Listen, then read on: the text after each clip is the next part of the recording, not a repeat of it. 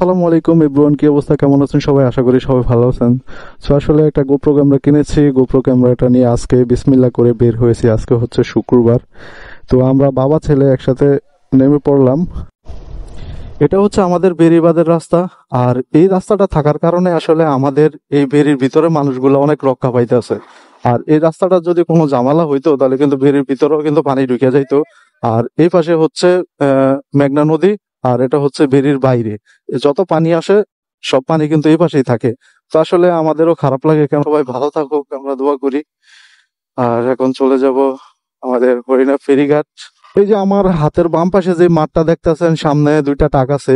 এই মাঠটাতে আগে এত পরিমাণ মনে করেন টাক ছিল, মানে এরকম টাক, লরি টাক এত পরিমাণ ছিল, মানে বের হইতে অন্তত 3 দিন লাগতো এই মাঠ থেকে। আর এখন দেখেন মাঠের ভিতরে একটা গাড়িও নাই। আর এইদিকে সিরিয়াল অতটা বেশি নাই। আগে যেই পরিমাণ সিরিয়াল ছিল গাড়ির, মানে কি বলবো আপনাকে, ওই চামড়া চৌরাস্তা থেকে এই পর্যন্ত গাড়ির সিরিয়াল থাকতো, জ্যাম থাকতো। তো যাই হোক, আসলে এই জ্যামটা কমে গেছে একটা কারণে। কারণটা হচ্ছে পদ্মা সেতু হয়েছে, সবাই তো জানেন। তো পদ্মা সেতু দিয়ে কিন্তু সবগুলা গাড়ি চলে যায় দক্ষিণ অঞ্চলে, তারপরে খুলনা এদিকে। তো এই কারণে আসলে এদিকে অতটা জাম পড়ে না। আর এই কারণে এত ঠান্ডা হয়ে গেছে, এদিকে প্রচুর পরিমাণ গাড়ি থাকতো। আর সামনে এই তো হরিণা ফেরিঘাটের, আমাদের হরিণা ফেরিঘাটের ফেরির টার্মিনাল। আর টার্মিনালে দেখা যাচ্ছে কোনো ফেরি নাই। তো সামনে মেঘনা নদী। আর ওই হচ্ছে ফেরিটা চলে যাচ্ছে, আমার মনে হচ্ছে। হ্যাঁ, ফেরিটা চলে যাচ্ছে। এই হচ্ছে মেঘনা নদী। আর ওই তো দেখা যায় একটা ফেরি আসতেছে।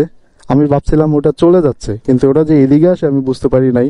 এই যে নৌকাগুলা দেখতেছেন, এই নৌকা দিয়ে কিন্তু ইলিশ মাছ ধরে। আর ইলিশ মাছের আড়ত কিন্তু ওই যে ওই পাশে। আর এটা হচ্ছে ফেরি। আর ফেরিতে কিন্তু গাড়িগুলা ঢুকতেছে, আপনারা দেখতেছেন। এটা কিন্তু পারে যাবে।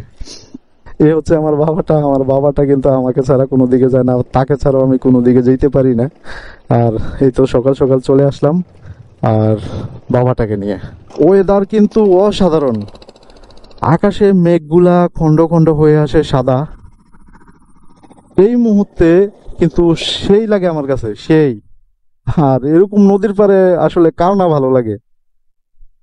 সবারই ভালো লাগে। তো এখন কিন্তু অনেক রৌদ্র, আমার কাছে অনেক গরম লাগে। ফেরিতে দেখেন অনেকগুলো টাক, আর টাকগুলো কিভাবে নামে দেখেন। এই তো একটা চলে যাচ্ছে। আর আরো অনেকগুলো টাক আছে ভিতরে।